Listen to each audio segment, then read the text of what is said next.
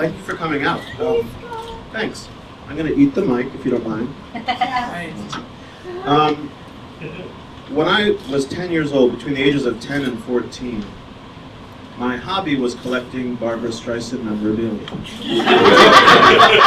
What? Kids collect stuff. Bottle caps, baseball cards, magazines with Barbra Streisand's face on them, all of Barbra Streisand's albums, all of her videotapes, bumper stickers, t-shirts with Barbra Streisand's face on them. That's what you do. That's what you do. The reason I got so into her was my parents' fault. They owned the Barbra Streisand album, her first album. It was in the house. And I noticed on the album cover that Barbra bore more than a ballpark resemblance to my mother, or vice versa. And I love my mother, you know? And like all prepubescent boys, I wanted to be my mother.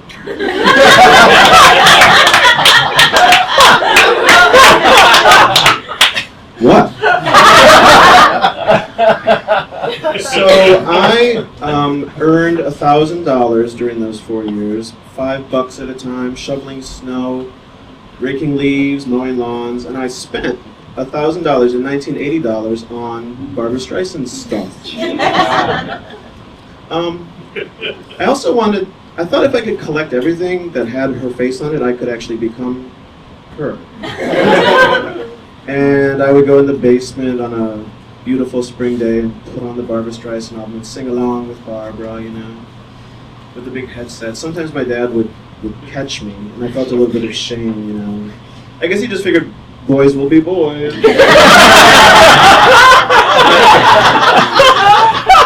I went through all the phases that you go through. I went through my What's Up Doc phase, where I wanted to wear a floppy hat and carry a plaid bag and chase a man that looked a little bit like Ryan O'Neal around San Francisco.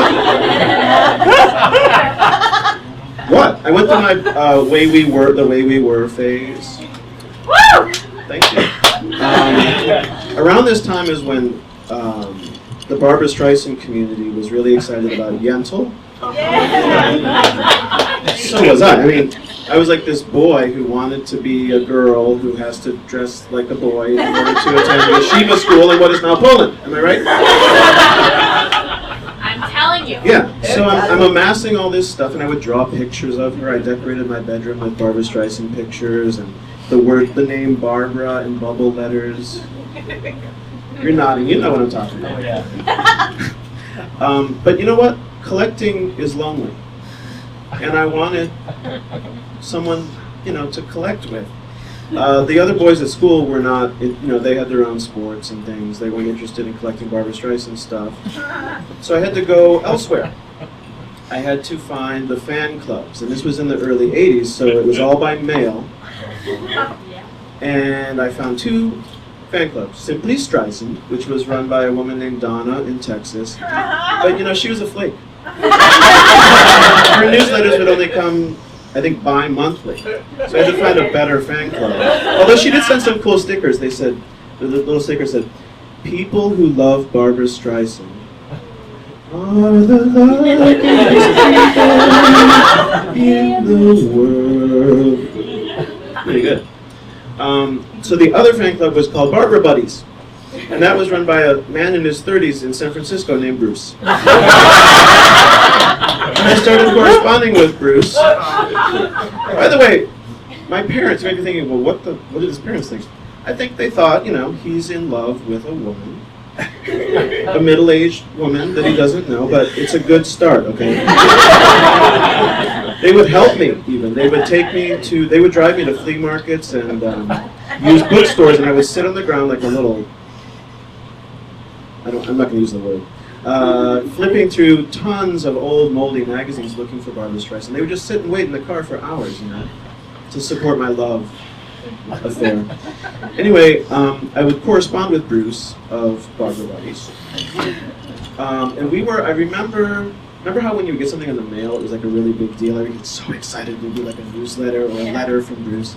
There was a lot to discuss. There was funny girl, funny lady, like what's going on behind the scenes of Yentl. And we were upset in the Barbra Streisand community at the reaction that Yentl was getting from critics who obviously didn't understand. So I decided to impress my Barbra buddies in the fan club by writing a letter to this one critic in the Detroit Free Press, which is where I'm from. And I brought the letter. My mom saved all my Barbra Streisand stuff. Like, I collect Barbra, my mom collects me. Is there any psychiatrists in the house? So it's dated February 19th, 1984. Dear Mr. Talbert, I am sick and tired of you bad-mouthing Barbra Streisand and her movie Yentl.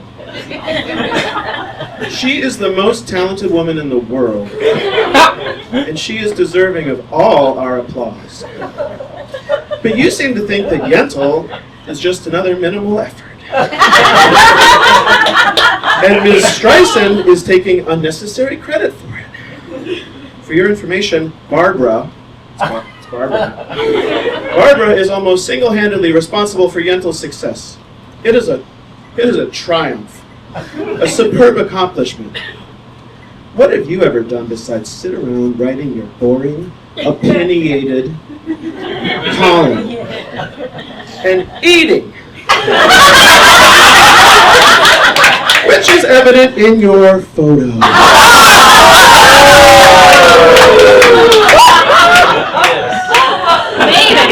I suggest that until you do something great, you keep your mouth shut.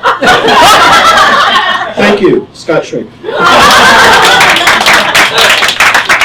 So I sent a copy to all the Barbra buddies, like thinking they'd be impressed. But when I did, I thought, oh, I've never told them about myself, so I wrote age 13.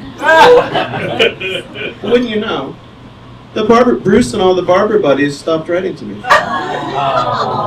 Why?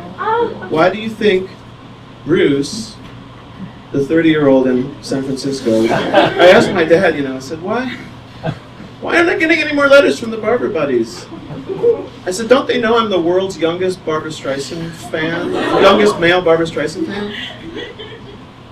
Oh, they're probably jealous. My dad said, yeah, they're probably jealous. That's what it is. Thank you.